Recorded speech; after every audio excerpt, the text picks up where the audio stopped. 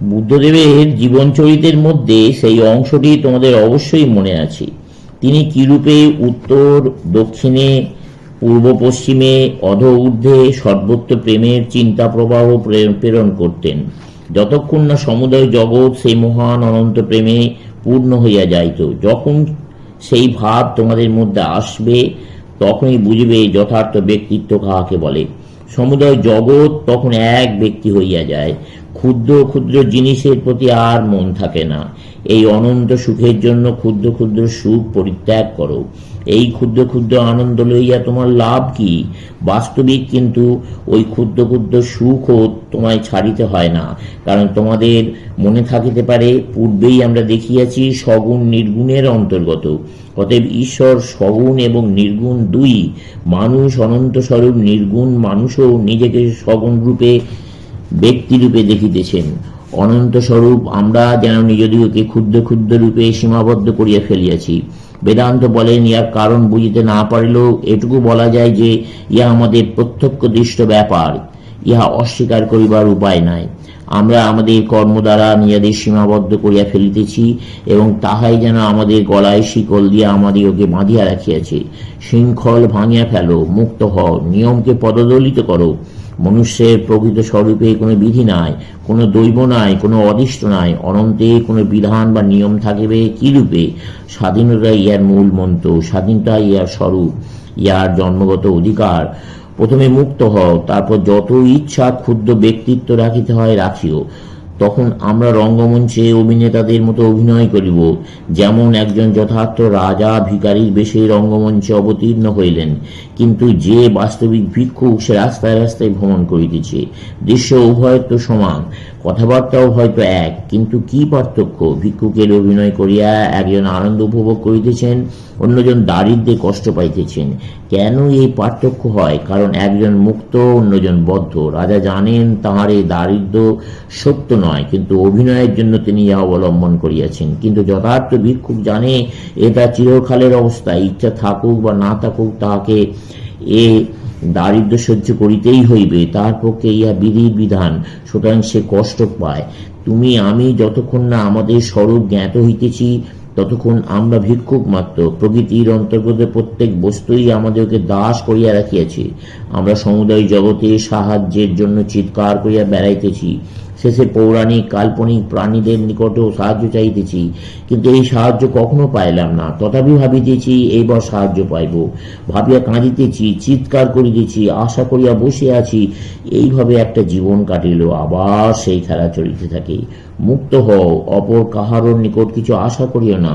আমি নিশ্চিতভাবে বলতে পারি, তোমার যদি তোমাদের জীবনের অতীত ঘটনা স্মরণ করো, তবে দেখিবে তোমরা সর্বদাই অন্যের নিকট সাহায্য পাইবার বৃথা চেষ্টা করিয়াছ, কখনো সাহায্য পাও না। যেটুকু সাহায্য পাইয়াছ সব নিজের ভিতর হইতে।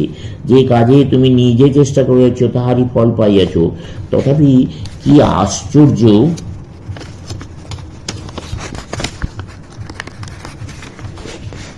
তুমি সর্বদাই অন্যের নিকট সাহায্য প্রার্থনা করিয়াছ। ধনীদের বৈঠকখানায় খানিকক্ষণ বসিয়া যদি লক্ষ্য করো, তাহলে বেশ তামাশা দেখিতে পাইবে।